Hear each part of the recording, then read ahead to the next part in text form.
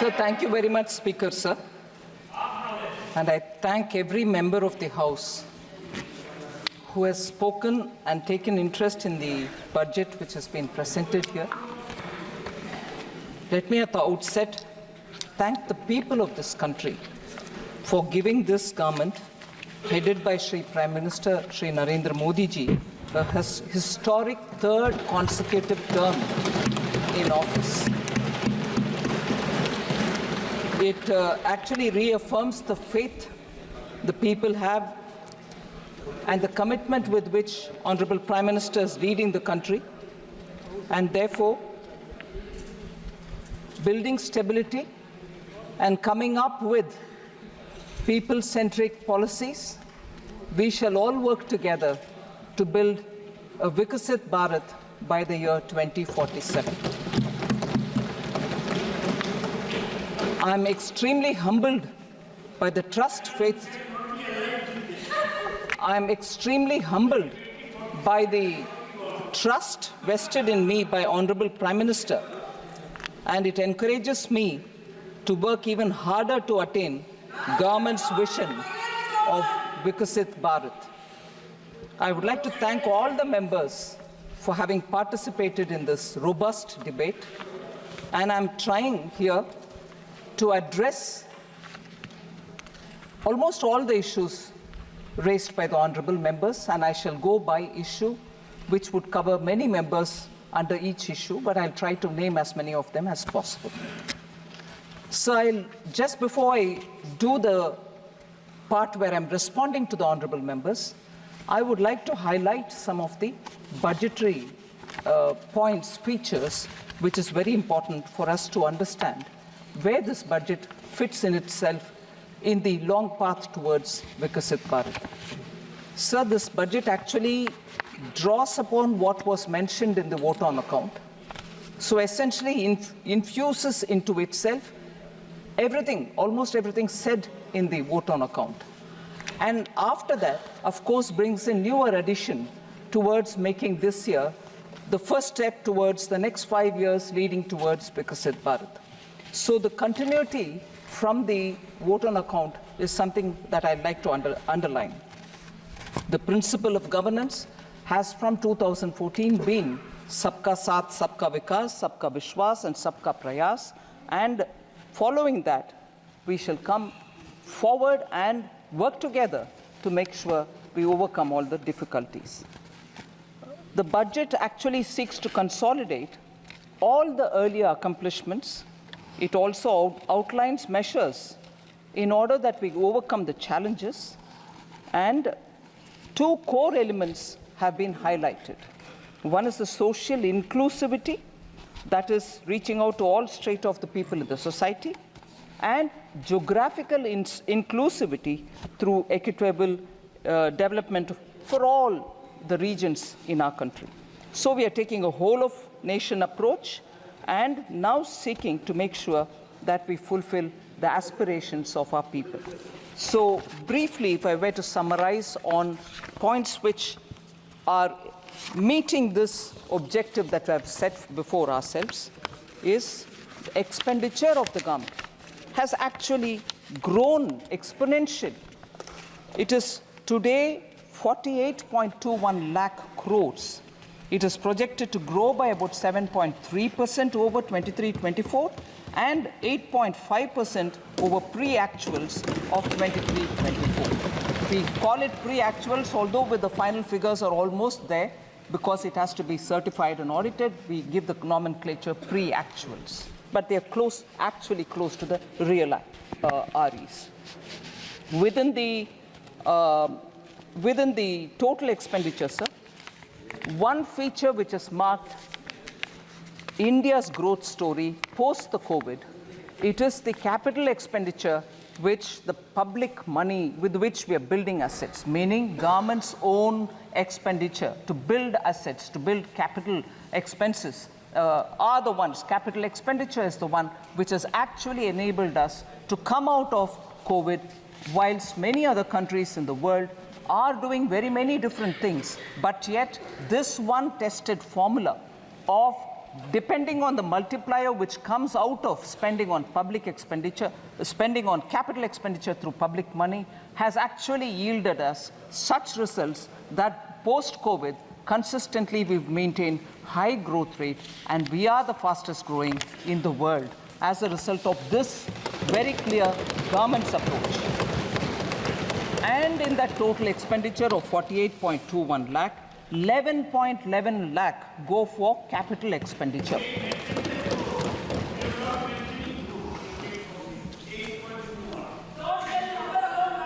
Sir, budgeted capital expenditure is now almost 3.3 times the capital expenditure which was there in 2019-20, that is prior to COVID, sir. If you actually calculate the effective capital expenditure, that is the sum which is referred to when the budgeted capital outlay and the grants and aid for creation of capital assets which is given to the states, grants and aid go to the state's capital account, but it remains in the revenue account for us. But because it also creates capital in the state's name, if we were to calculate the effective capital expenditure, it is pegged at 15.02 lakh or above 18% over the RE of 23-24. So that is the impetus we are giving for growth to be sustainable and for us to retain the growth rate that we have been very clearly attributing for the hard work of the people of this country. I'm not getting into the details of the revenue expenditure because that is already in the budget documents. But more importantly, I get into talking about the allocations because I think a lot of members have said probably the allocations in the social sector has come down. I want to, by giving the data, I want to showcase to the ministers, to the honorable members, that the expenditure on the contrary has gone up in each one of them, and I'll show by how many. So agriculture and allied sector in 2013 and 14 had just 30 lakh crores, meaning 0.30 lakh crores, whereas now it is 1.52 lakh crores. It is even 8,000 crores more than the last year, which is 23-24. So even over last year, we have made an increase and not brought a reduction in them. So education and employment and skilling is the next one, sir, in which 0.85 lakh crore is what was allotted for education, employment and skilling in 2013-14, whereas today it is 1.48 lakh crores, which is 23% more allocation even over the last year, 28,000 crores more than last year, which is 23% more allocation compared to even last year. In 10 years, 0.85 lakh crore to 1.48 lakh crores. Women and girls, 0.96 lakh crore in 13-14, it is 3.27 lakh crores. 41% more allocation or 96,000 crores more than the last year. Rural development, including infrastructure, sir, 0.87 lakh crore, and this year, that is 2013 and 14, whereas this year it is 2.66 lakh crores, which is 11.7% more allocation over the last year, 28,000 crores more than the last year. Urban development was only 0.12 lakh crores in 2013-14, whereas it is close to a lakh crore now, 7,000 crores more than last year. Health and social welfare, sir, 0.72 lakh crores in 2013-14, it is now 1.46 lakh crores, 3,000 crores more than the last year itself. So nowhere has the budget given lesser allocation than the previous year. So I would want to appeal to honorable members to please have a look at the document in full and see that no allocation has been reduced. Sir, just briefly, what the budget 2024-25 tries to bring in is a balance among several objectives, because growth is important, and through better growth, higher growth, we believe that inequality can be addressed. So growth, employment, welfare spending, capital investments, and fiscal consolidation. These are the factors which we've tried balancing in the budget. So, an indicator which is very important for us. If I'm insisting on doing public spending on capital expenditure, the quality of public spending is the revenue deficit to fiscal deficit ratio normally. From about 80% in 2020-2021 COVID year, on account of COVID pandemic, the revenue deficit to fiscal deficit ratio, sir, was expected to fall to 36% was very high, whereas it has now fallen to, it is expected to fall to 36% in 24-25, and therefore reflecting the fact that expenditure is going towards quality asset creation. No one can refute this data, sir. These are all available in public domain. And the other thing which is an important indicator is, I had promised in this House, sir, 21-22, that the government would endeavor to attain fiscal deficit to GDP level below 4.5% by the year 25-26, from an unprecedented high of 9.2% in 2020-2021. We have kept completely to the trajectory projected. We have not deviated from it. We are complying by that fiscal deficit trajectory given by me. Even today, you see that we've gotten close to the 4.6. Actually, this year, we have clearly given 4.9 as the fiscal deficit. So we are keeping our word on that. India's exceptional post-pandemic economic recovery to become the fastest growing economy over the last 3 years is truly magnificent, and I thank every citizen, the middle class, the entrepreneurs, the farmers, marginal workers, traders, everyone who I've mentioned, I've not mentioned, deserve big gratitude, a word of thanks from all of us, sir, because of their toil and hard work and belief that they have to bring up the situation for their families to be better, has resulted in India becoming the fastest growing economy. And how many nations, may I ask this year, how many nations have achieved this balance through the budget since post-COVID to retain that growth, ensure that this balance happens and continues that sustainable growth momentum? So at least these sort of things which have to be remembered for the sake of thanking our people, I would like to highlight these as the last few years' achievement of this government and entirely thanking the people of India. And this couldn't have been possible unless there is a hardworking, visionary leadership which takes us forward so that the country can really come out of the COVID distress. And I thank Honorable Prime Minister for his leadership on this. Sir, I had also presented the Jammu Kashmir budget for 24-25.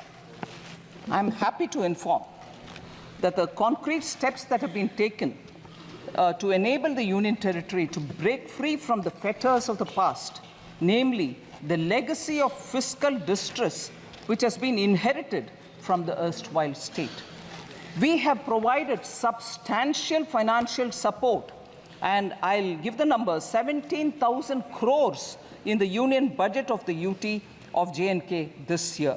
It includes 12,000 crore towards financing the cost of Jammu Kashmir Police. That's a burden we want to take on our shoulders so that J&K has more flexibility to spend money for developmental activities.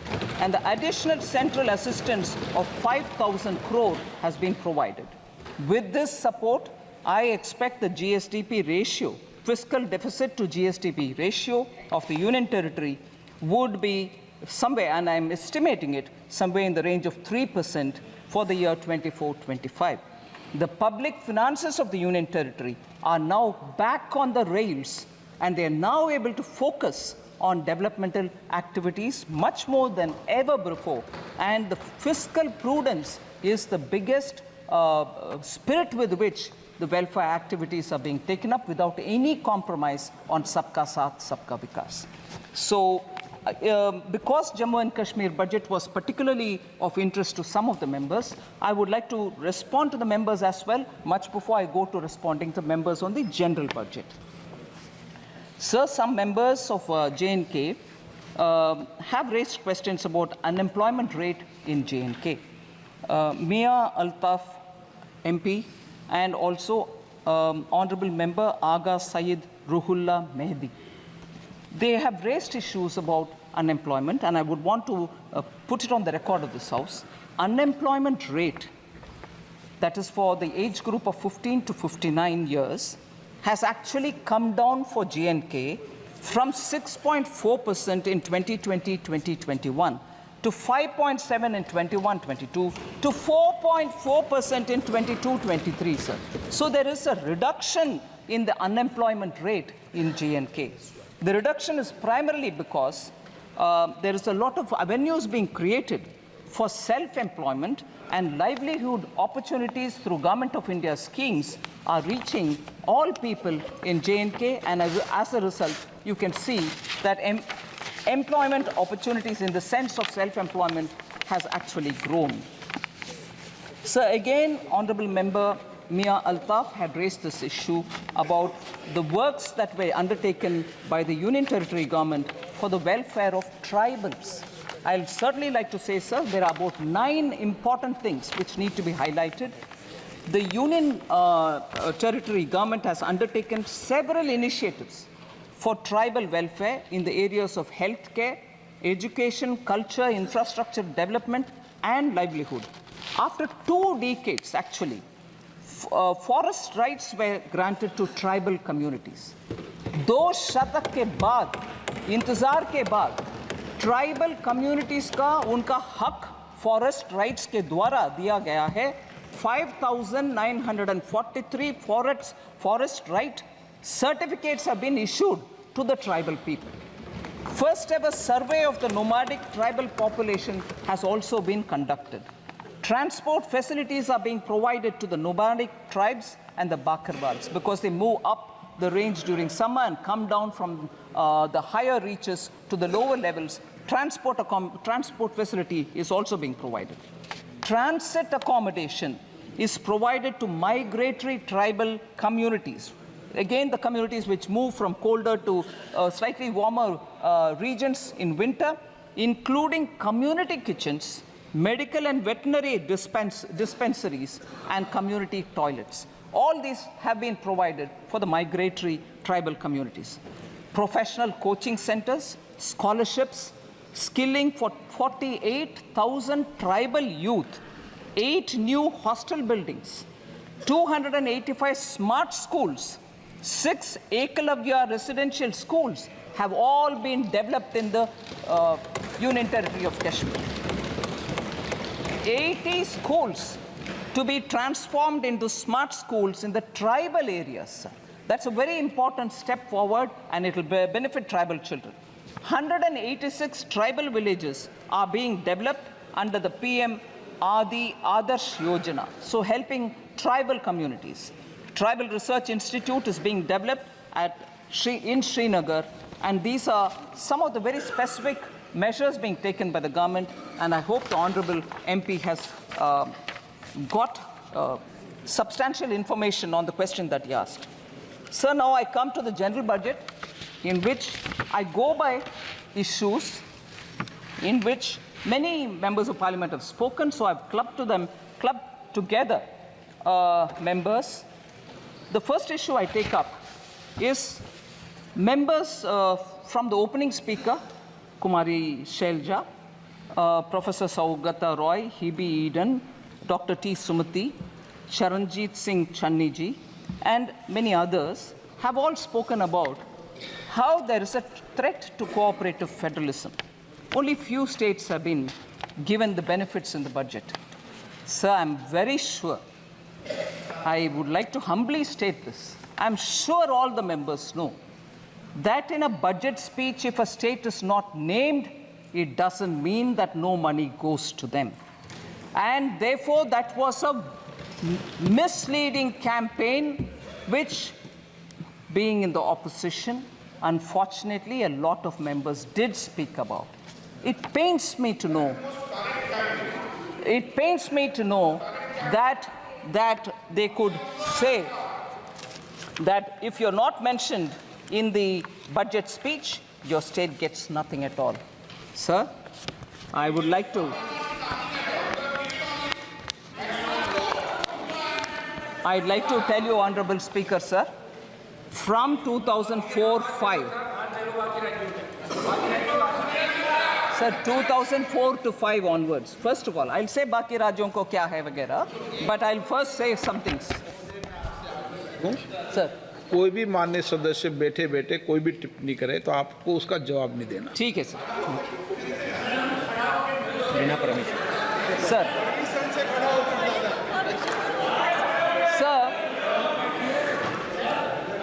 Sir, I'll take the example, sir.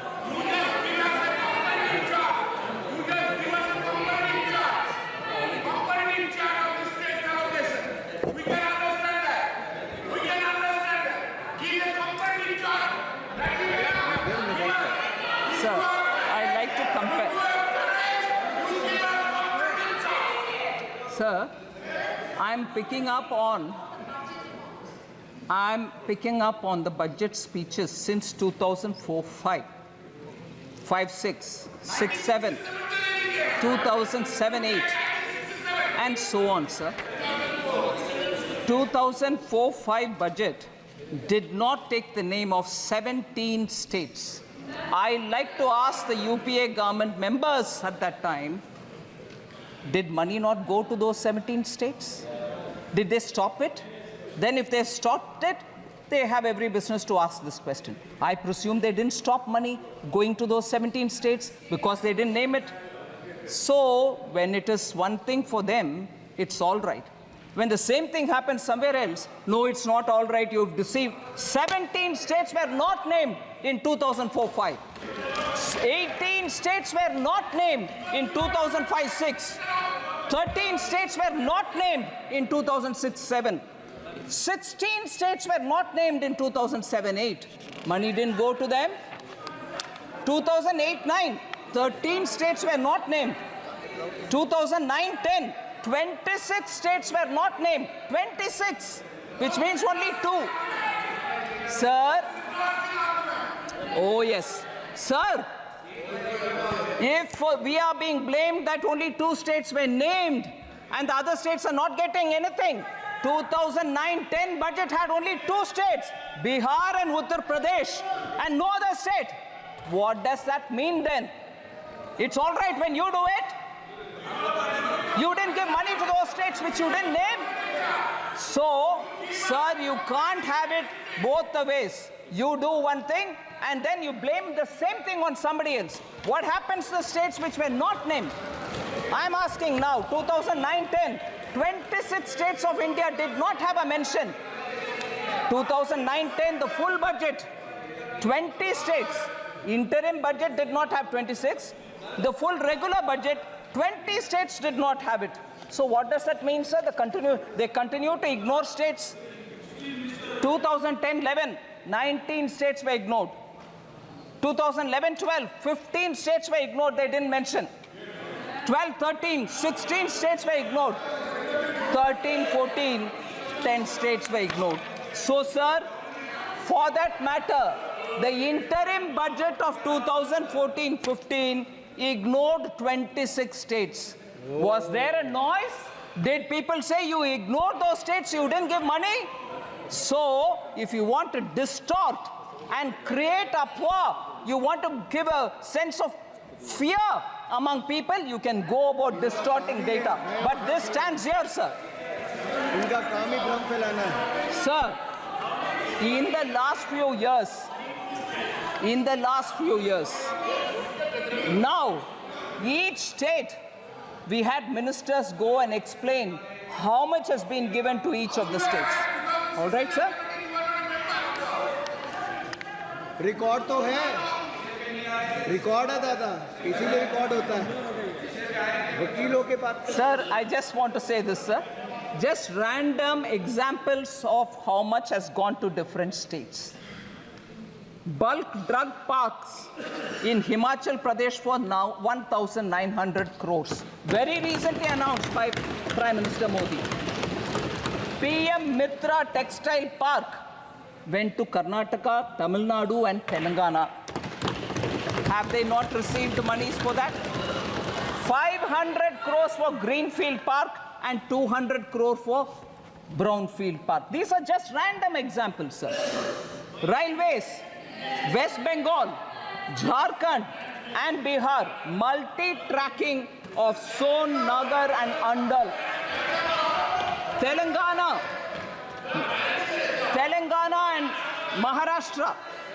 Yes, it is, everybody is right and that's why I'm answering. But instead of reading a complete list, I'm giving random examples so that people can understand. 2,700 crore for Himachal Railway. Railways, Telangana and Maharashtra, doubling of Mudked, Medchal, Mehboob Nagar, Don route.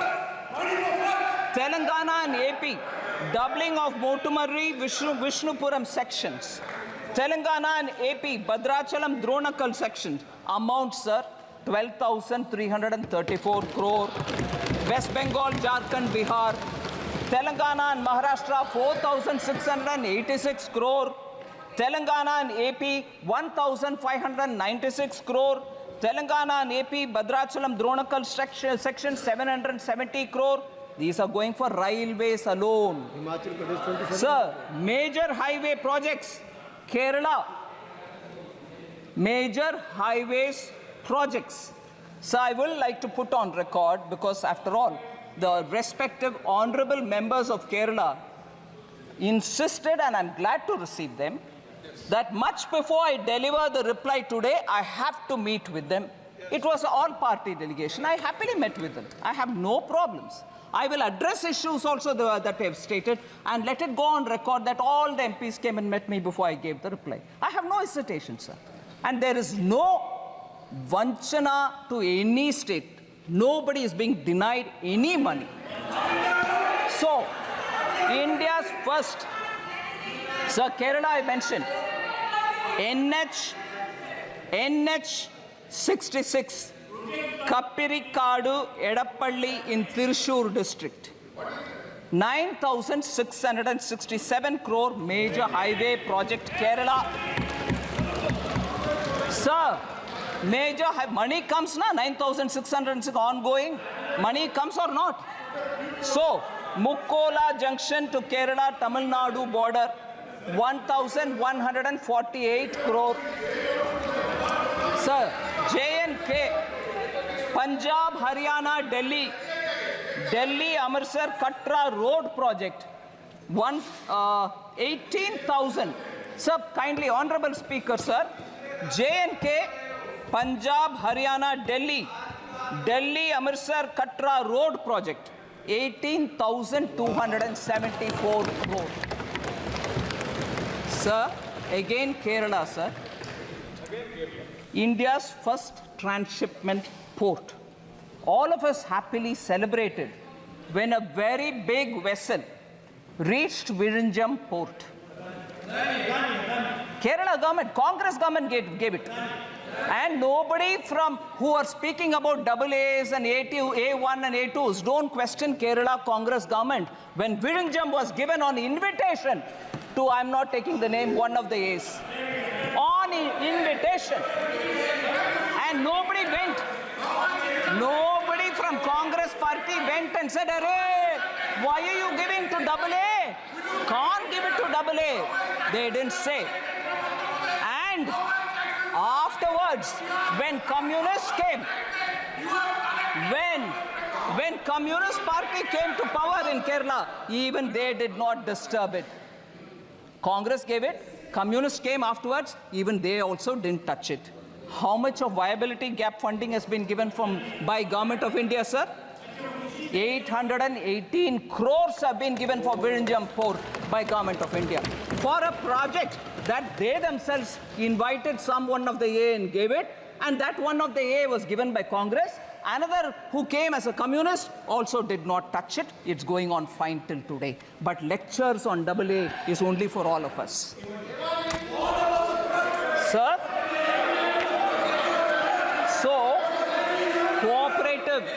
Federalism, states not being mentioned in the budget speech, doesn't have to be a very big issue. They all know they have presented budget in this country for decades. But when it is a ordinary chai wala OBC leader who comes to become prime minister and he does administration well, you then have a problem. Arey, kya ho rahi hai? Is he doing well? No, we'll have to protest. This will not work out, sir. People are seeing this game. So total resources allocated to transfer of states in BE 24-25 is 22,91,182 crores, and that is an increase of 4,93,645 crore, 27.5% over the last year's BE. States transfer to states, 22,91,182 crores. Sir, you know the size of the budget, and rightly, that much which is due to go to the states are going on time. Then, of course, sir, I've spoken about the criticism about not mentioned in the budget speech. I don't want to elaborate. There are other things. Agricultural allocation has come down, and legal guarantee for MSP. This also has been spoken by more than 20 speakers. Honorable 20 members have spoken. I'll just elaborate. I know Honorable Minister Shivraj Ji has been answering a lot of questions related to agriculture in the last few days. There may be some repetition in my statement, but I'd like to highlight. So the budget allocation for the Department of Agriculture and Farmers Welfare was only 21,934 crores in 2013-14. 13-14 में 21,934 crore rupees ही था agriculture के लिए allotment. मगर अभी 24-25 में वो बढ़ करके 1,23 लाख को 1.23 लाख करोड़ हो गया है. 5 गुना increase है sir. Sir, more than 3.2 lakh crores have been disbursed to over 11 crore farmers under the PM Kisan since its launch. 3.24 lakh crores has been disbursed for 11 crore farmers. So institutional credit targets for agriculture has increased more than 2.5 times. 2014-15, it was 8 lakh crores. Now it is 20 lakh crores. किसान को ये पैसा institutional credit मिल रहा है. Interest subsidy is also being given to Kisan. It has increased 2.4 times. 2014-15 में 6,000 crore interest subsidy के साथ किसानों को लोन मिलता था बैंक से. अभी वो बढ़ करके 14,252 crore से सर इस साल 23-24.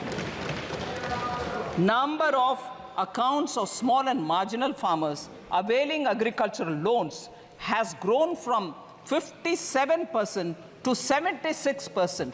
14 में 57% लोन agricultural farmers लेते थे. अभी 76% लोन ले रहे हैं सब्सिडी के साथ. इसीलिए ये नंबर और बढ़ेगी क्योंकि हमारे प्रयत्न किसान के साथ अच्छा चल रही है sir. Sir, also a committee has been constituted some time ago to look at how the CACP cost, Agricultural Commission for Agricultural Cost and Prices can work better so that किसान के लिए जो भी सुविधा मिलना चाहिए उसको बेहतरी तरीके से मिलाने के लिए कैसे काम करना उसके ऊपर ये कमेटी काम कर रही है. Sir, I want to highlight, if anything, I think many of our speakers have already said this, but I'd like to highlight this point, sir. Today, sir, the Congress Party and the India Alliance partners are all doing good lot of politics on the farmers. I'm saying it with consideration, sir. I'm not speaking loosely. The National Commission on Farmers, MS Swaminathan, had recommended in 2006 minimum support price should be at 50% more than the weighted average cost of production. This was not accepted by the UPA government. The cabinet note, which was drafted in July 2007, said, and I quote, sir, MSP is recommended by the CACP on objective criteria considering the variety of factors involved. Therefore, setting an increase of at least 50% on the cost may cause distortion in the market. In some cases, there may be a mechanical linkage between MSP and cost of production per producer. इतना कह करके MS Swaminathan के report को दरकिनारे कर दिया UPA government ने 2007 में। फिर 2004 मैनिफेस्टो में कांग्रेस पार्टी बोलते हैं कि एक कॉम्प्रिहेंसिव क्रॉप इंश्योरेंस ले आएंगे, मगर सचमुच में पीएम फसल बीमा योजना ले आने वाले कौन है सर? हमारा प्रधानमंत्री मोदी जी। फिर कांग्रेस पार्टी ने ये भी कहा it would examine the feasibility of direct income support to farmers, मगर किसान सम्मान निधि 2019 में ले आने वाले कौन है सर? माननीय प्रधानमंत्री मोदी जी। इसीलिए Congress party they can go on shedding crocodile tears about farmers, कोई implementation में कुछ नहीं किया पिछले 10 साल में, ऊपर से I would say even for several decades कुछ भी नहीं किया. The failure of the flagship loan waiver, sir, मैं failure of the loan waiver 2008 के ऊपर बात करना चाहता हूँ. 2008 के चुनाव में किसान के लिए लोन वेवर के ऊपर इतनी सारे बातें की. CAG found gross irregularities in the implementation of the 50,000 crore agricultural debt waiver and debt relief schemes. एक आध विषय उसमें CAG रिपोर्ट में कहा गया कि around 164 crore was waived off in violation of the guidelines. Implementation में पूरे के पूरे गपलाबाजी करने वाले कांग्रेस है सर. 22% of the cases में lapses and errors पाया गया. 8.5 farmers out of the accounts audited were not eligible to get loans. शायद जीजा बच्चीदा आ गए इसीलिए लोन जिनका मर्जी दे गए, कोई इसमें मेजरिंग मापदंड कोई फॉलो नहीं किया. 34% of the eligible beneficiaries of the test checked accounts were not issued debt waiver certificate. ये मैं मानती हूँ बेरहम एक स्टेप है सर, जिसमें अगर बैंक वो सर्टिफिकेट नहीं देता वो किसान दोबारा लोन नहीं ले पाता.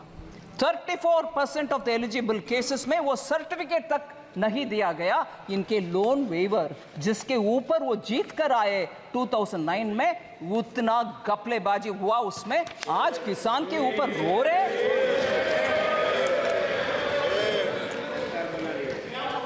सर, अनएम्प्लॉयमेंट के ऊपर 15 ऑनरेबल मेंबर्स ने बात किया.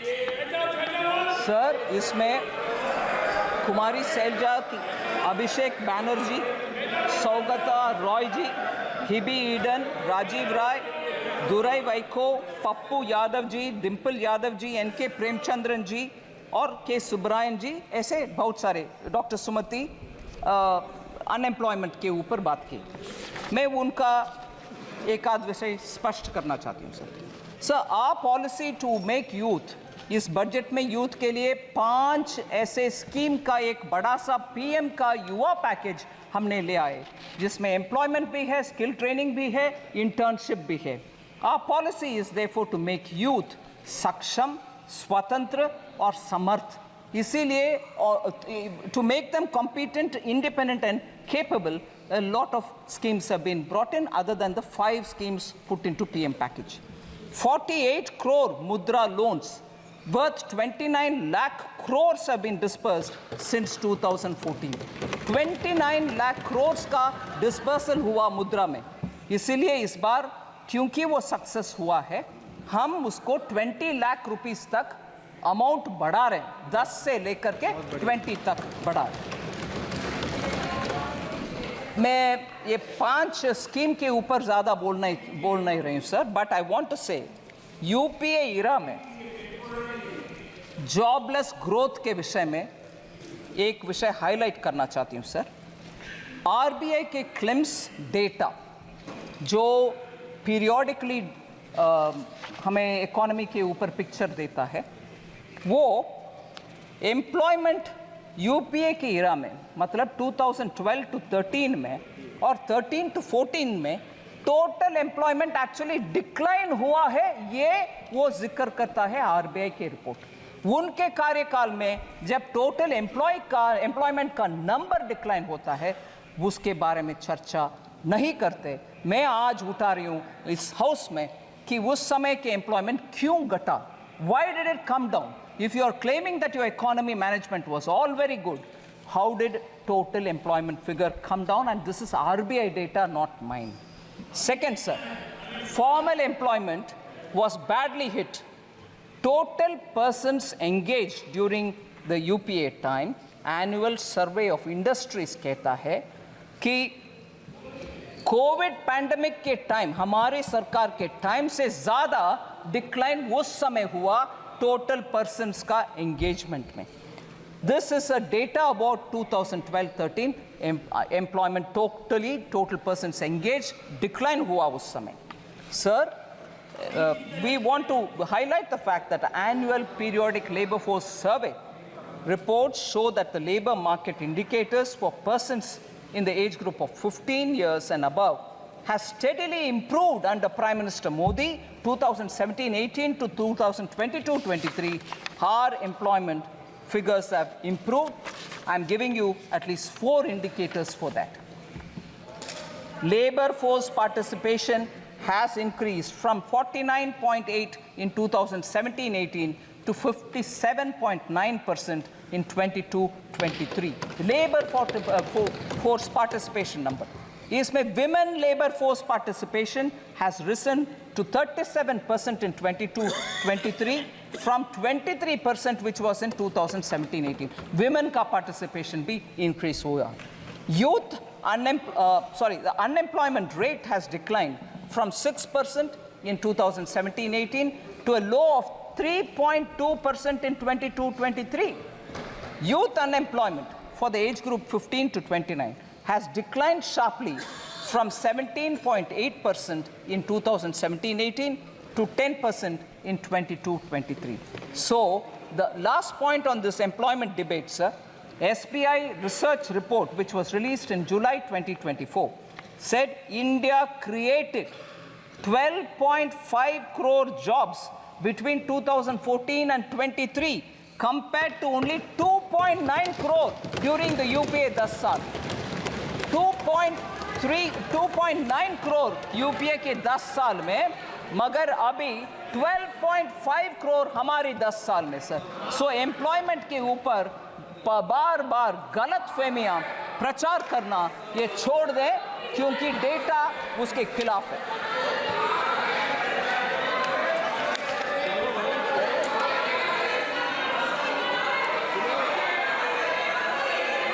Sir, next is the question of inflation management. In inflation, periodic labor force does not include Narega, sir. नहीं. Does not include.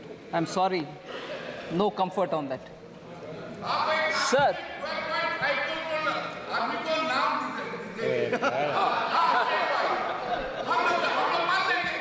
Sir, inflation. Chair कर दो, तो सुनना ही नहीं है.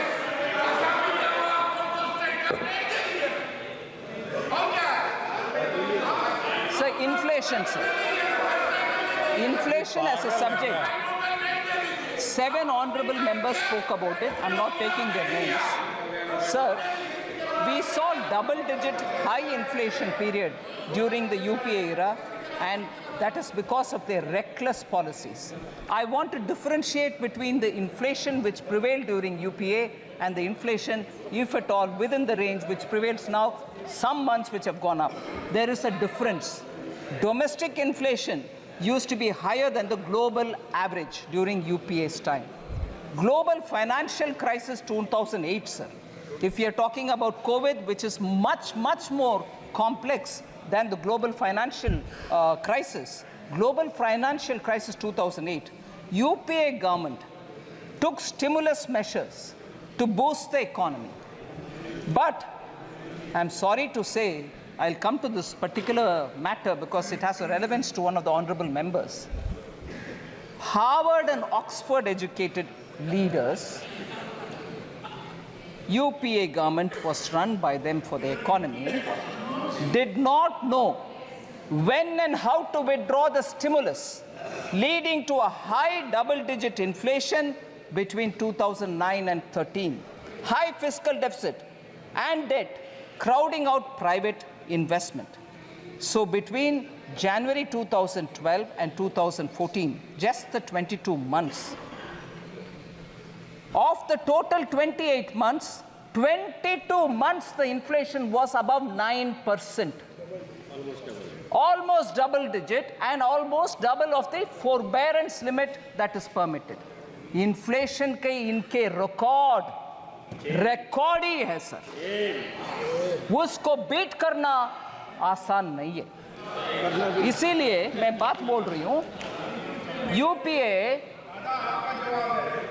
UPA sir,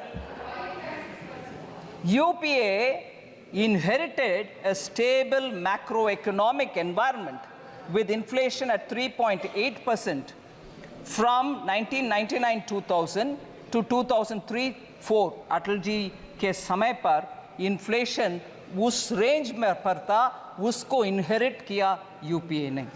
Comparatively, annual inflation rose to 8.1% between 2004-05 to 2013-14।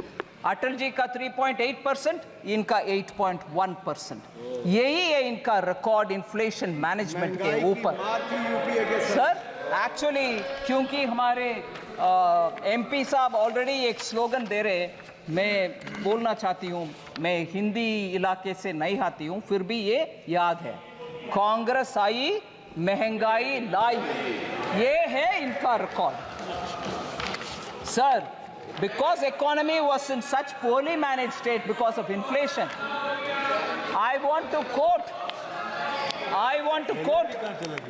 Sir, RBI governor, उनका नाम नहीं ले रही हूं क्योंकि सदस्य नहीं है इधर, मगर वो एक किताब लिखे हैं, उस किताब में वो बोलते हैं, I quote, the finance ministry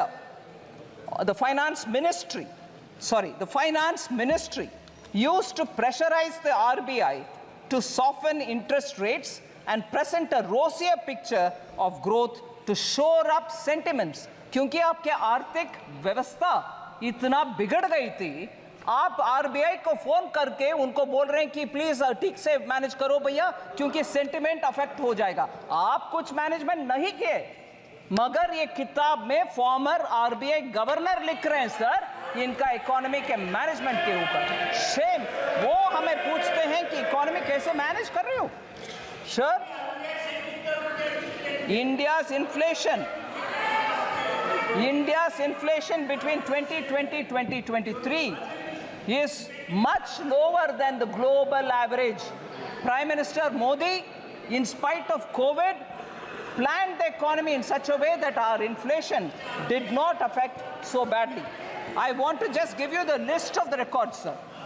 NDA के समय 99 to 2004 तक 3.8, UPA 1 में 6%, UPA 2 में 10.2%, so UPA 1 and 2 put together 8.1%. अभी हम आ रहे हैं NDA 1 में 14-15 से लेकर इन्फ्लेशन 5 years में 4.5%, NDA 2 में 5.7%, NDA 1 and 2 put together 5.1%. कहाँ है 8.1%? हमारे 5.1% कहाँ है? ये मैं ये भी दुख के साथ कहना चाह रही हूँ, जब प्रधानमंत्री जी पेट्रोल और डीजल प्राइस को 2 बार कम किए, बीजेपी स्टेट्स ने कम किया, इन्फ्लेशन घटवाए, मगर अगर यूपीए के स्टेट्स कोई कुछ नहीं किया, उसके वजह से उनके स्टेट में इन्फ्लेशन हाई रहा। देश के लिए नुकसानदायक पॉलिसी है यूपीए का। ठीक है, हम कैसे मैनेज किए inflation? Group of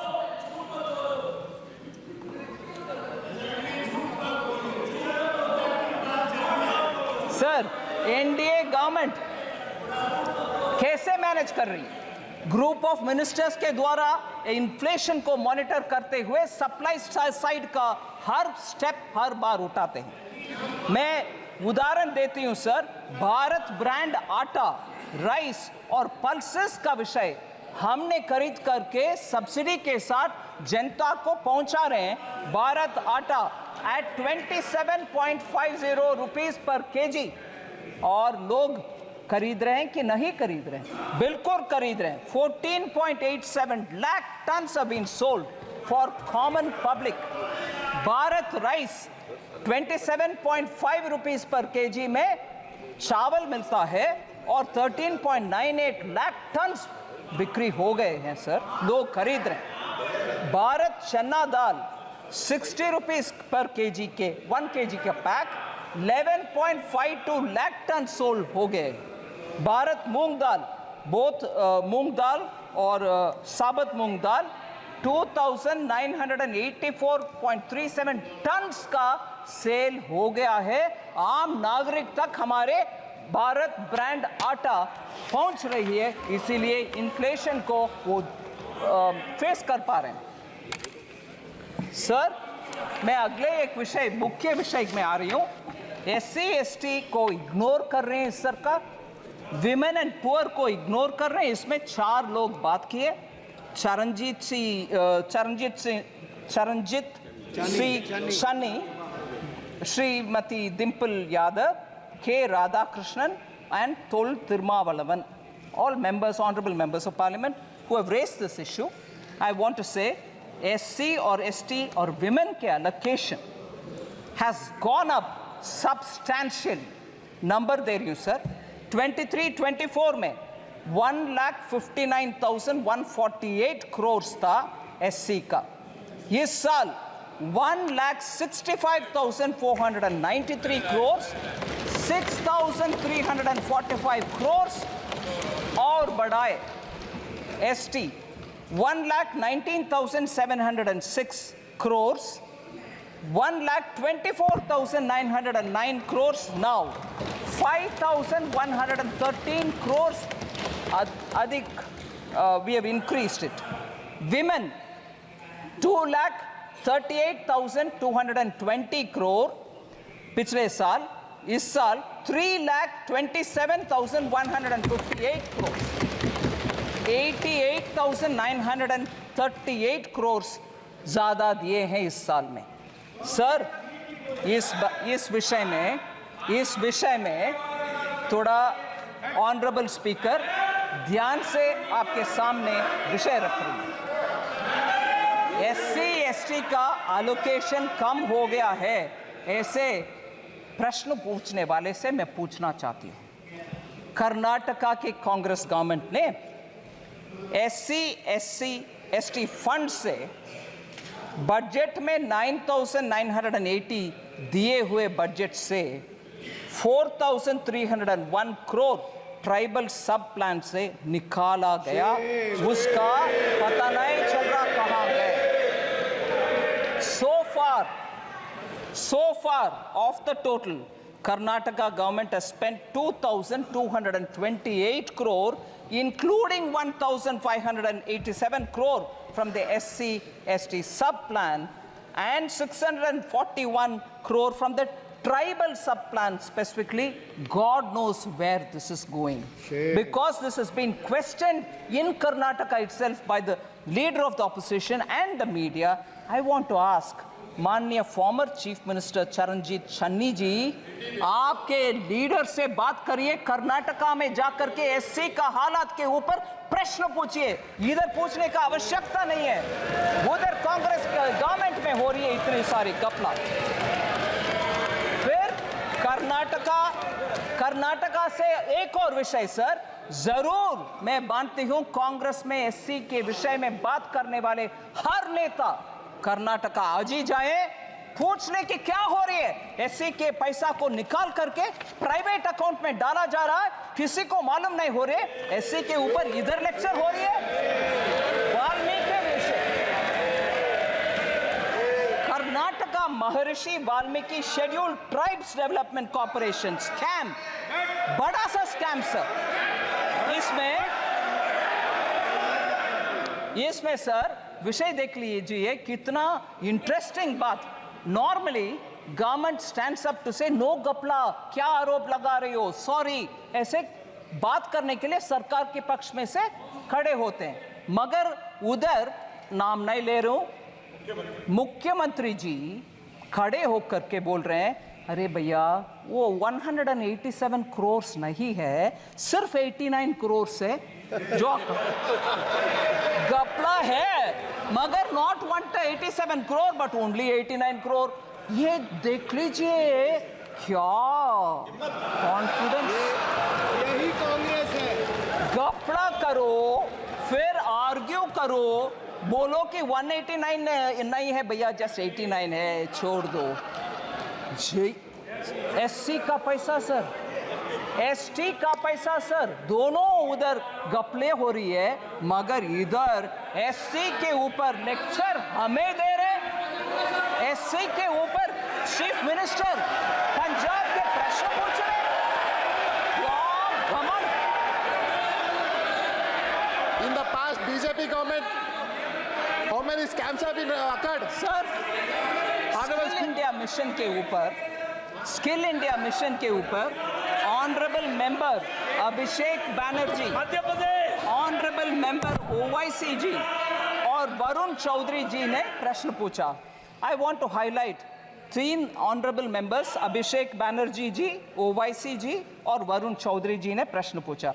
in the last decade, क्योंकि डिजिटल पब्लिक इंफ्रास्ट्रक्चर इतना नेसेसरी हो गया है, स्किल इंडिया डिजिटल हब में कैसे क्या है विषय, उनका कंसर्न है स्किल इंडिया मिशन में सक्सेस नहीं हुआ।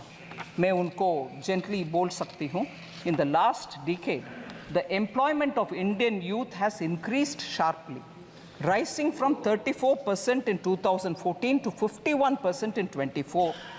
ये सब क्योंकि उनका स्किलिंग हुआ, उनके अपग्रेडिंग ऑफ स्किलिंग हुआ, उसके वजह से वो आगे आना संभव बन रहे हैं। और इस बार बजट के द्वारा 5 स्कीम्स का package PM skill for youth और एम्प्लॉयमेंट फॉर यूथ के पैकेज के द्वारा इसको और आगे बढ़ाएंगे। यूथ के लिए हम काम करेंगे। और हमारे position sir world skills competition में 19th पोजीशन में थे हम 2017 में स्किलिंग में। आज 11वीं पोजीशन में 11th रैंक में आ गए हैं bye 2020। Sir 3 members have spoken on poverty and global hunger index. Poverty and global hunger index, कुमारी शैलजा जी, दुराई वाइको जी और Gurmeet Singh ji. Sir, I want to first of all, with all humility and modesty say, flawed indicators such as the global hunger index for India's sake may not work out. I'm not saying because you have raised a point, but I'll tell you why. इन सब के विश्वसनीयता, I'll try to say it in Hindi, sir. मैं इस global hunger index की विश्वसनीयता पे कुछ बात रखना चाहती हूँ। हाँ, मैं प्रश्न रखना चाहती हूँ। हाँ, मैं जो विषय मैं क्वेश्चन के द्वारा जवाब दे रही हूँ। Conflict ridden countries sir, Pakistan जैसे कंट्रीज को, सूडान जैसे कंट्रीज को भारत से आगे रैंकिंग कैसे मिल रहा है सर? अफ्रीकन नेशंस में आज भी उनका पर कैपिटा इनकम भी कम है। फिर पाकिस्तान में आज तक आटा के क्यों, मैं I am not saying it in a sense of you look at them they are suffering, no, I don't want them to suffer. But it is a reality. Today, they are not able to obtain even basic food. Here, 80 crore लोग के लिए भारत देश में मुफ्त में हम अनाज दे रहे हैं, फिर भी हंगर इंडेक्स में हाई है। ये कैसे ये विश्वसनीयता स्थापित करेंगे? Sir, household savings will do. Household savings at 50-year low, while household debt has been increased. Shri Honorable MP Abhishek Banerjee ने ये प्रश्न पूछा. Sir, year-wise accumulation. This is very interesting data, sir. I request the honorable members to kindly pay attention to this fact. Net financial savings of the household sector from 8.32 lakh crores in 2013-14 has risen to 14.16 lakh crores in 22-23. Net financial savings of the household sector. This is an increase of 70%. Household savings in the form of physical assets. Bank में fixed deposit में cash रखना एक चीज है, मगर घर खरीदना या घर में विस्तार करने के लिए कमरा बनाना वो अलग विषय है. Today, in the form of physical assets, sir, construction of houses or other immovable properties increased from 14 lakh crores in 2013-14 to 35 lakh crores in 22-23. It clearly indicates a shift of savings in the form of physical assets rather than in the form of financial assets. The registered investor base at the National Stock Exchange has tripled from March 2020 to 2024 to 9.2 crores of Indians 31 March 2024 tak. So, potentially translating into 20% of India's households now are channeling their household savings into financial markets. ये हम ध्यान में रखना चाहिए. Sir,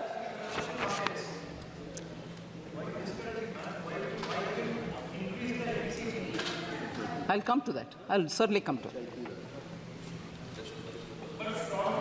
Sir, Honorable Speaker, sir, I'm almost coming to the end, sir, but one or two important points. Sir, I thought you wanted the answers. I thought you wanted the answers. Sir, lack of transparency in budget. Lack of transparency in budget was the issue raised by Honorable Member N.K. Premchandran. I want to highlight the fact, sir. In fact, it is completely the opposite of what used to prevail under UPA. And I'll give you examples with which I want to say this charge, lack of transparency in budget, should actually be posed by N.K. Premchandran ji to UPA budgets. Sir, all the details have already been provided. I'm not going to say what is revenue, how much is revenue receipt, how much is other receipts. The borrowings are meant for financing fiscal deficit, because the question also said how government will finance the additional allocation of around 56,000 crores.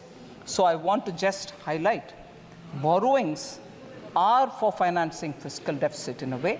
I would like to mention that the borrowing has been reduced due to better fiscal management, and reducing the fiscal deficit from 5.1% in interim budget to 4.9% in the regular budget of 24-25 explains that. The hallmark of Prime Minister Modi from the days when he was Chief Minister of Gujarat is fiscal prudence without compromising on welfare. He continues on that trick. He has not compromised on welfare businesses or schemes, but very clearly manages his finances carefully, and that is why you have that fiscal prudence reflecting in the fiscal deficit.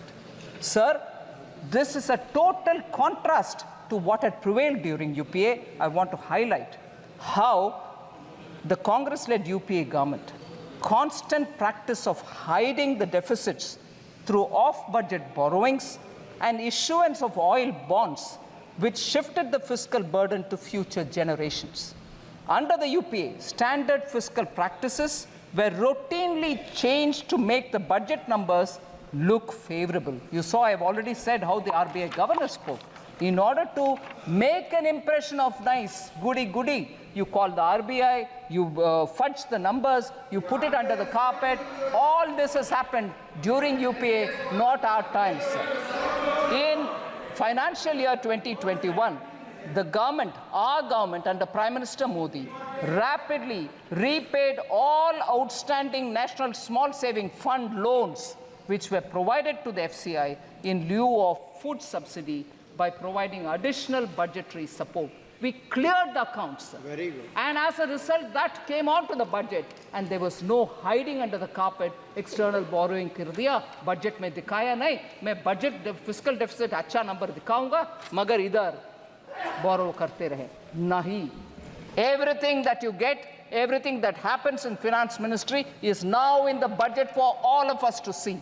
इसमें कोई पीछे से borrow करो, उधर रखो, इधर दिखाना नहीं है, नहीं होता. So lack of transparency अगर है तो वो यूपीए के गवर्नमेंट में हुआ था, अभी नहीं. Complete food subsidy under the PM Garib Kalyan Anna Yojana is being provided transparently through government budget. Sir, from 21-22, off-budget funded schemes are being proactively disclosed in the budget document. इसीलिए हर step हम ले रहे हैं transparency की ओर. I want this to be recognized by the honorable member. So the last two members who asked particular questions, sir, on the minority budget has been reduced. Honorable member Ziaur Rahman Bark from UP, I forget his constituency, Sambal. But I must say, sir, you normally don't allow us to mention names of people who are not the members. But with your permission, I want for a moment to pay a momentary dedication to his grandfather, Shafiqur Rahman Bark, late Shri Shafiqur Rahman Bark, because he was a very elderly member. He came several times to meet me on his constituency-related problems. I used to respect him. I gave him a lot of time to understand his issues, and where I could help, I have helped him. But not for that, but I do recognize the dignity with which he has approached his assignments, even with that aged, even with that seniority in age. So I want to respect the grandson who's now come in his position, who's asked this question. Sir, minority budget, has it come down? No, it hasn't come down. I want to very clearly say, sir, 22-23, actuals are 803 crores. 23-24, budget estimates were 3,098 crore. 24-25 budgetary estimates, 3,183 crore, 85 crores more than the last year has been given. No reduction in the fund. Sir, under NMDFC, which is National Minorities Development and Finance Corporation, since 2014, 8,300 crores worth of loans have been disbursed to more than 22.5 lakh minority beneficiaries, of whom 85% are women. So the young new member, I want to give him the information. And the last one, sir, under-insurance problem in the country, and there is an 18% GST on health insurance. This was asked by Honorable Member Karthi Chidambaram. I want to highlight that PM Jeevan Jyoti Bima Yojana has over 20 crore enrollments, and over 16,087 crore claims have been paid till date. 2 lakh insurance cover at just 436 rupees per annum premium. We have paid 2 lakh, we have paid 20 crore enrollments, and 16,087 crores have been cleared as insurance claims. PM Suraksha Bima Yojana, sir, 44 crore enrollments and 2,757 crore claims have already been paid. And what is the structure, sir? 2 lakh rupees for total disability or accidental death at just 20 rupees per annum premium. So this is the way insurance for the common people have been given by Prime Minister Modi, and this is reaching a lot of poor people. And I'm happy to say, even during COVID, we had cleared a lot of claims even if they didn't meet the usual requirements of doctor's certificate, mortuary certificate, nothing. PM gave a clear instruction saying, during COVID, all claims be settled. We don't want anyone to suffer because insurance certificates have not come. Sir,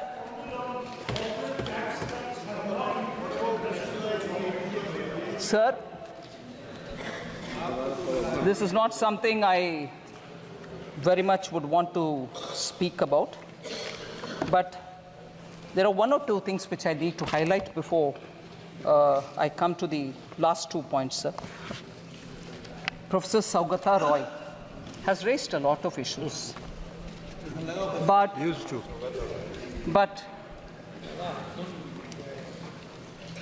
I'm astonished, sir, from the land of Bengal, which inspired our freedom movement, which gave us the slogan, Vande Mataram. Here, yeah, you don't hear me all right, no? Vande Mataram. I'll be happy to say it 10 times. Vande Mataram. Bengal gave this call, and we are very inspired by that. And from that Bengal today, we have a Professor Saugata Roy, who says, I'm not bothered, I'm not worried, but it is worth mentioning for this House's consideration. He says, I do not expect Finance Minister to be like Dr. Manmohan Singh. Certainly, I also don't want to be like Dr. Manmohan Singh. She is not a PhD from Oxford, not even like Chidambaram, who has got a management degree from Harvard. She's from our own JNU. But the problem is she's bereft of new ideas. सीधा मैं आ रही हूँ sir प्रश्न सीधा मैं आ रही हूँ प्रश्न में a lady who I respect a lot, who sits equally in the GST Council with me, Srimati Chandrima Bhattacharya, who is the Finance Minister of Bengal, studied in University of Calcutta. Sirs, you may delete the name, sir. You may delete it. You may delete it, sir. Finance Minister of Bengal, studied in University of Kolkata. That's all right, sir. She is also, I respect her, which means, is she also bereft of new ideas? Is she also bereft of new ideas, sir? I don't want to take her name. Finance Minister of Bengal. Please delete the name. I am not against it. I respect her, sir. She does wonderful contribution in the GST Council. She is from University of Kolkata. So, when the reference is made to me saying she's from JNU, but the problem is she doesn't have any, she's bereft of new ideas. Is she bereft of new ideas? Equally, I want to ask, the Chief Minister of Bengal is also from colleges affiliated to the University of Calcutta. Does it mean that if you study in Indian universities, you are bereft of ideas? She is a fighter who's leading the state for so many years. Many chauvinist comments. Sir?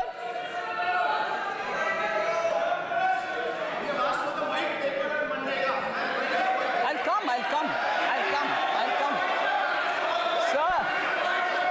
Sir, I'm astonished when we talk about the Chief Minister's qualification and saying that she's a good Chief Minister who's fighting. We are from Indian universities. Whether it is Chief Minister of Bengal or myself, we are all from Indian universities. In what way we are less to the Harvards of the world, the Oxfords of the world? I want to ask this question to the main chauvinist professor who seem to be attacking women, and even worse, he is a professor in one of the Indian colleges. He is not teaching in Harvard. He is not teaching in Oxford. So is he also equally not so qualified? A professor in Indian university demeans people who have got qualification from Indian universities, sir. Professor Saugata Roy, please be ashamed of yourself. Sir, even worse. Even worse. He says in 1920, the inequality, sir, the inequality in India was less in 1920 than it is now. It's a statement professor made. I can't believe this statement. Sir, Bengal suffered under the British. We all see the images of skinny, starved, bone and skin Indians, Bengal people who were starved by the British, and the entire grain of West Bengal was taken to fund the war. People were photographed sitting skinny with bones and skin, and that Bengal was better in equality than now? What a shameful statement to make. In this house, inequality was better under British than now? What a shameful statement to make. Now I come to talking about Bengal's economy, sir. I'll give all the white paper they want. Sir,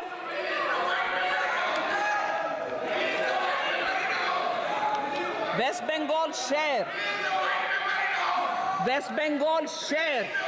in total industrial production of this country.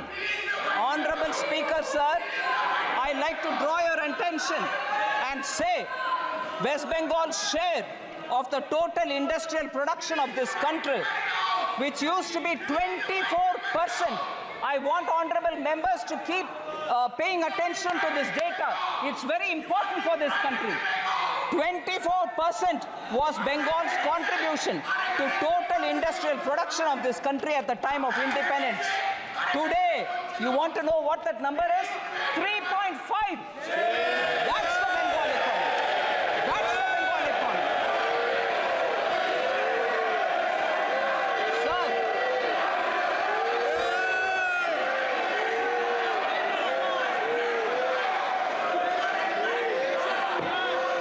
Sir, there's been a downward trend in the gross capital formation. In 2010, West Bengal accounted for 6.7% capital formation in India. Now it accounts only for 2.9%. They want a white paper? I'll give a white paper. I will definitely give a white paper. This is the performance of Bengal's economy, sir. सभा की कार्रवाई आज 8 बजे तक बढ़ाई जाती है. The state of West Bengal, sir, attracts less than 1% of the total Indian FDI. अगर आप सवाल पूछोगे तो जवाब सुनना पड़ेगा. आपने सवाल किया तो जवाब दे रही है वित्त मंत्री जी.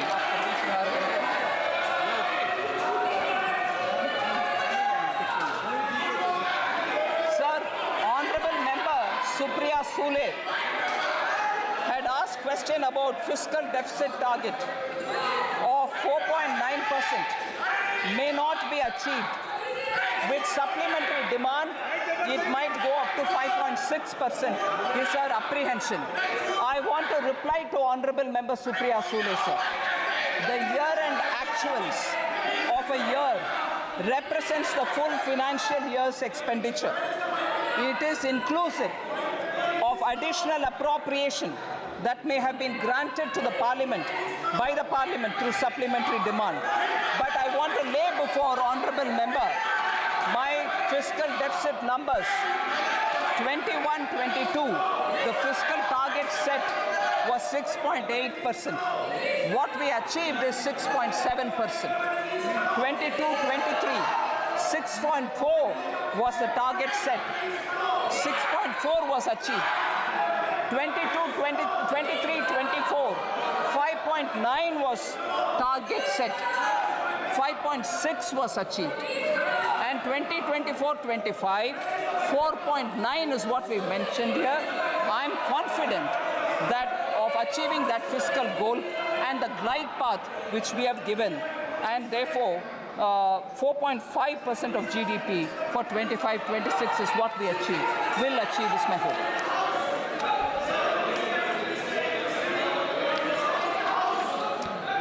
Sir, before I come to the conclusion, there's one I will come to the conclusion with, but before I come to that, sir, I want to highlight the fact. माननीय सदस्य नेता प्रतिपक्ष प्लीज आसन के पीठ पेट कर नहीं बैठते।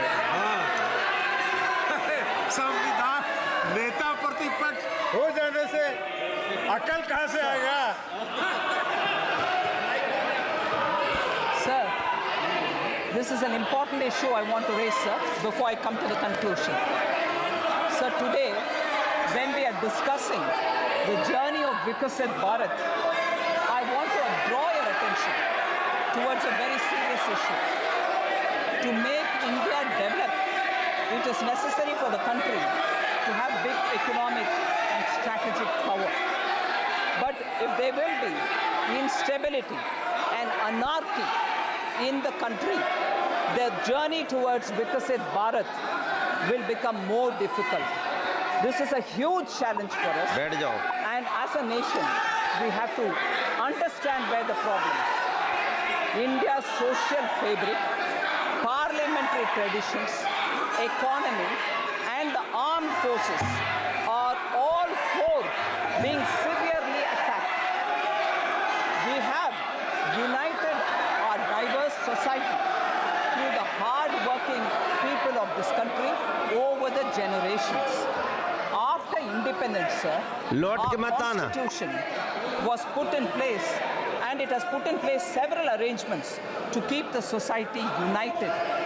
But today, through a conspiracy, the fault lines of our society are being exposed.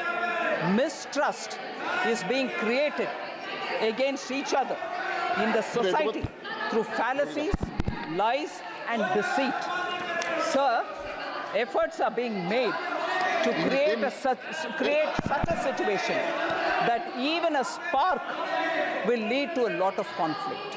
Similarly, the attacks on the armed forces are also being intensified on some pretext or the other, or one pretext or the other.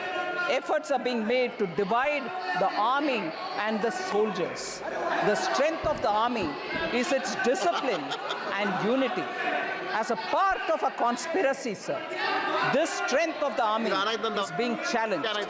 Whatever is happening today regarding Agniveer is a part of this conspiracy. I'm afraid to say this. Apart from the society, parliament, army are all under attack, and even the economy is being attacked. When the people of India have really struggled to come out of COVID and are building a society on their effort. We as people representing them in this house at least should recognize the hard work of our people and not undermine India as a country which is growing at this rate. So entrepreneurship itself is being made a villain, sir, which is a shame. Hard-working entrepreneurs are building this country. The conspiracy is to end India's entrepreneurship culture even if before it fully blooms, and thereby hitting at the Indian core backbone, which is the entrepreneurship, small and medium units, and enterprise is what is building India. Negativity is being spread in society towards all those who do business. And this hatred for business and wealth creators is spilling everywhere. There is a conspiracy to send a message to the entire world that India is not safe for investors, sir, and this is not good. Rumors are being spread that Indian institutions cannot guarantee security to foreign investments, which is really a sad situation, sir. Strategic instability, economic instability, and political instability. Some forces are working to create this kind of an image of India, and we should all fight together that this kind of instability building people should be told a lesson. There is a huge nexus. There is a huge nexus behind this. which is carrying out this conspiracy from the streets and even to the parliament. No debates without protests, which are aggressive protests, are happening. You don't even hear answers which are being given. And I'm sorry to remind this honorable House that when the honorable Prime Minister stood up to speak, at most disruption happened and people did not want to listen to him. They were screaming, but parliamentary institutional maryada ke upar unse first lecture aata hai. Jab all over the well they had people standing and people were forced or nudged or cajoled to say, go into the well, protest. Sir, institutional respect, we have to keep it. Every countryman has come together to fight this conspiracy. We have to be alert, sir. And I take this opportunity to say this. Sir, the last matter, sir.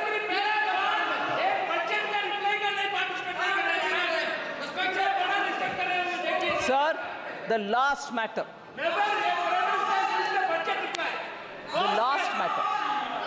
The last matter, sir. Halwa. Okay? We should talk about it. Sir, it pains me, sir. It pains me, actually.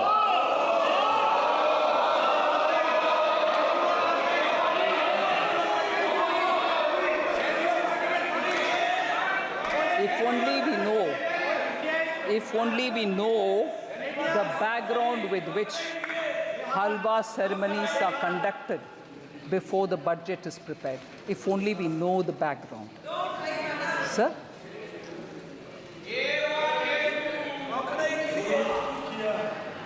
If only we know the background of why halwa ceremonies happen, sir. It's a very important phase where actually in this country halwa ceremonies have been happening for a very long time. माननीय मंत्री जी, कब से हो रही है ये भी बता दो आप। मैं बोल रहे हैं सर, मिंटो रोड में जब प्रिंटिंग प्रेस था, जब बजट उधर प्रिंट होता था, तब से लेकर के staff who get themselves inside that premises, budget present होने के बाद तक जब बाहर नहीं आते थे, आज भी वो सिस्टम बरकरार है। वो लोग अपने आप, क्योंकि अंदर जाने के बाद till they can't come out till the budget is read, on their own used to organize halwa making, क्योंकि भारत में एक ट्रेडिशन है, कोई भी अच्छा काम शुरू करने से पहले नींबू मीठा। At that time, sir, 9 weekly में नहीं होगा। ओके, आई करेक्ट, भारत में हो रहा, कहीं और नहीं। सर, 9 रात्रि मीनिंग 9 nights and 8 days पुराने ज़माने में they used to stay inside only, no phone, no contact, no landline. If anything, one officer who was given the power to come in and go out, he would convey the message. कुछ नहीं और बाहर world से संपर्क। बोल रही हूँ, please.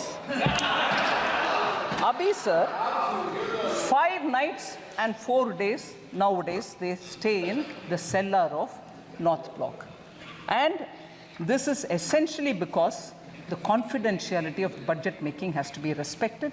So they go in, and before going in, we start this halwa ceremony. And there are media reports, sir, one or two, which I'll read out, which captures it. Halwa ceremony, sir, one media report says, and I quote, "It serves as a recognition for the hard work and dedication of the Finance Ministry officials and staff who have been diligently preparing the budget documents. Dating back to 1980, the halwa ceremony precedes the printing of the budget documents, which take place at the basement of the North Block, a process that must be completed without any official leaving the premises until the budget formally is presented." So this is done more, unquote. Now I again take one line. A sense of solidarity and teamwork among the team members के लिए ये बना करते हैं It also says it stands as a testament to the tradition and protocols observed in one of the most significant events in the Indian governance calendar. Sir? Yes? In this, sir, the staff themselves make it. The staff themselves make the halwa. Staff themselves make it.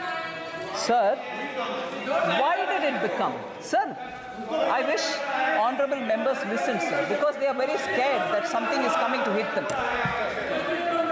When did this become a photo event? When did this become a photo event?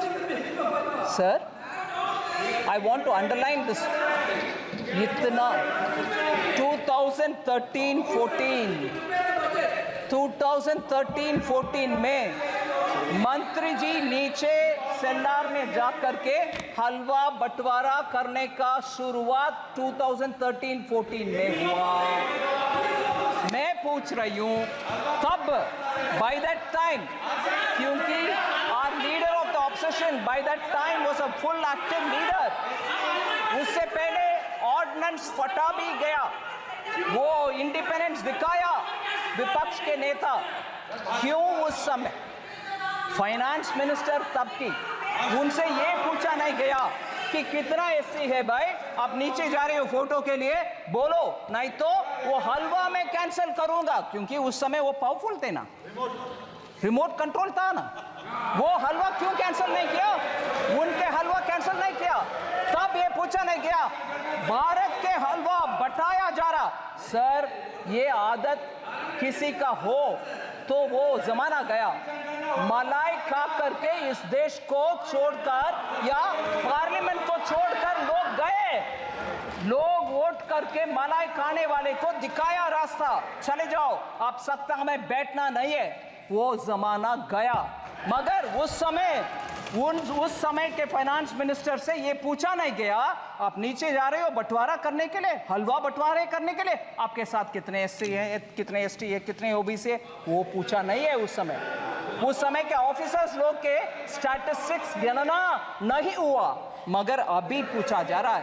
इसीलिए मैं बोल रही हूँ इस देश में लोगों को बंटवारे करने में कुछ षड्यंत्र के साथ इस प्रश्न पूछा जा रहा है। Sir, it's a shame. मैं इस मौके पर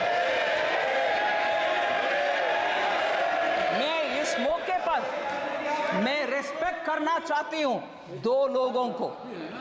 सर, आप परमिट नहीं करते हैं नाम लेने के लिए, वो मेंबर भी नहीं है, मगर प्रिंटिंग हमारा फिनेंस मिनिस्ट्री के इंपॉर्टेंट स्टाफ दो लोग, उनको मैं जिक्र करना चाहती हूं। सर, ये सेक्रेट नहीं, प्लीज आप सुन लीजिए, सेक्रेट हलवा के विषय और इसमें इतना इमोशन जुड़ा हुआ है, ये समझ में आएगा। सर, रिटायर्ड ऑफिसर उनके पिताजी गुजर चुके थे जब वो अंदर पहुंच गए और बाहर आने का कुछ नहीं है possibility. Shri Kuldeep Sharma ji deputy manager थे प्रेस का, उनके पिताजी का देहांत होने का विषय उनको अंदर होने के बाद मिला। फिर भी सर, वो कमिटमेंट देखिए, वो जब तक फिनांस का बजट डिक्लेयर हुआ तब तक बाहर नहीं आया। मैं उनके सर झुक करके नमन करती हूँ। ऐसे लोग हैं सर, उधर उनका सेंटिमेंट है हलवा बनाना और बंटवारा करना, उनको नीचे दिखाना अच्छा नहीं है, नीचे दिखाना अच्छा नहीं है। दूसरा मैं बोल रही हूँ, श्री सुभाष अभी भी है प्रिंटिंग प्रेस में, वो भी अंदर जाने के समय उनको मैसेज आया, उनके सुपुत्र का देहांत हुआ सर, मगर वो बोले नहीं, मेरा जिम्मेदारी, क्योंकि हलवा के सेरेमनी हो गए, मैं अंदर आ रही हूँ, इससे I will not come out. ये है सेंटिमेंट उधर, हलवा बनाना और अंदर जाना, पूरे कर्तव्य निभाना और बाहर आना, इसको नीचे दिखाना सही नहीं है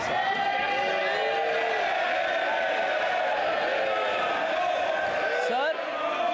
एससी के ऊपर, ओबीसी के ऊपर बहुत सारे विषय हमारे एमपी गण बात कर रहे हैं।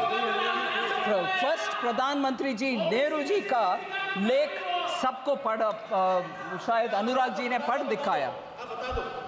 नेहरू जी ने 27 जून 1961 को लिख रहे हैं, I quote, sir, I dislike any kind of reservation, more particularly in service.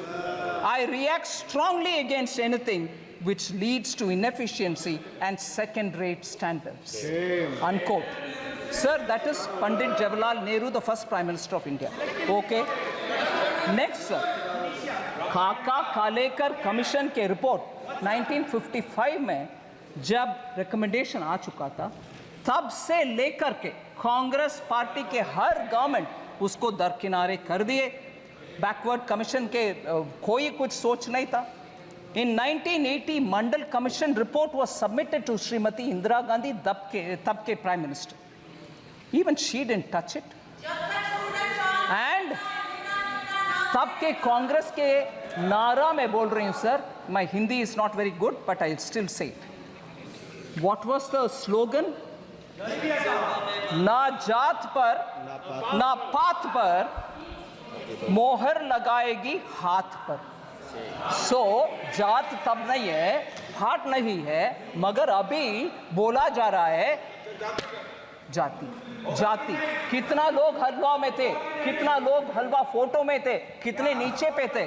जब तब अगर आपने सही इसको तभी ले आते तो ओबीसी ऑफिसर आज सेक्रेटरी लेवल तक पहुंचने का मौका था। You stopped it sir. No, even worse sir, शायद अनुराग जी ने नहीं बताया, मैं एक और कोटेशन पढ़ना चाह रही हूँ sir. Rajiv Gandhi ji, late Prime Minister, Rajiv Gandhi ji gave an interview to Alok Mehta in March 1985, a senior journalist. In that interview, former Prime Minister about OBC reservation says this, quote कर रही हूँ sir, no promotion of idiots in the name of reservation.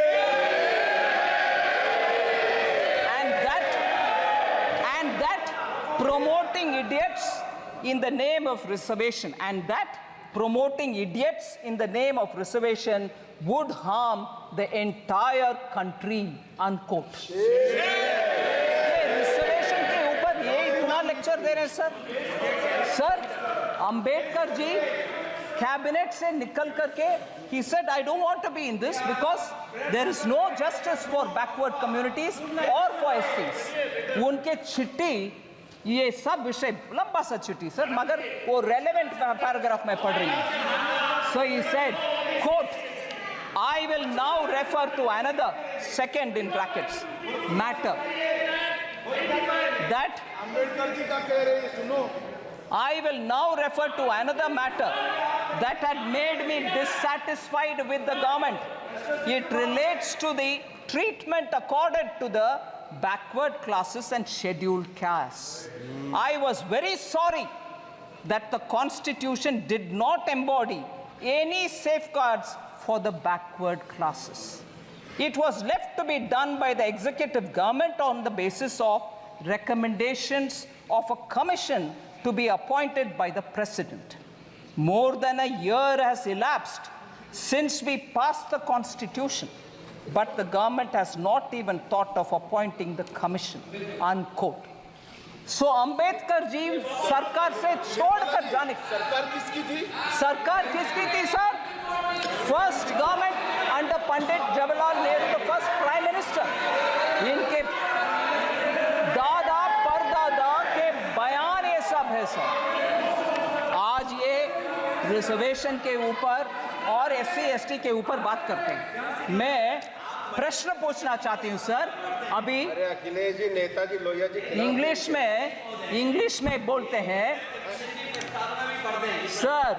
अरे लोहिया जी, नेताजी खिलाफ तो सब है। English में बोलते हैं चैरिटी बिगिंस फ्रॉम होम। सुनिए charity begins from home, meaning आप जो दूसरे को बोल रही हो वो आप पहले कर दिखाओ। मैं पूछ रही हूँ सर, राजीव गांधी फाउंडेशन में कितने SC हैं, कितने ST हैं, कितने OBC हैं? क्योंकि बाहर के वाले लोगों का नाम पढ़ना नहीं है, 9 लोग हैं, कोई एससी नहीं है। Charity begins at home sir. आप पहले आपके व्यवस्था सही करो, एससी को दो, फिर आकर हमसे पूछ लो भाई, ये बोलो सर। फिर दूसरा एक उदाहरण देती हूं sir, Rajiv Gandhi charitable trust, उसमें 5 लोग हैं बोर्ड ऑफ ट्रस्टीज में, नाम नहीं पढ़ रही हूं सर, मगर मुझे एक भी एससी नहीं दिखाई।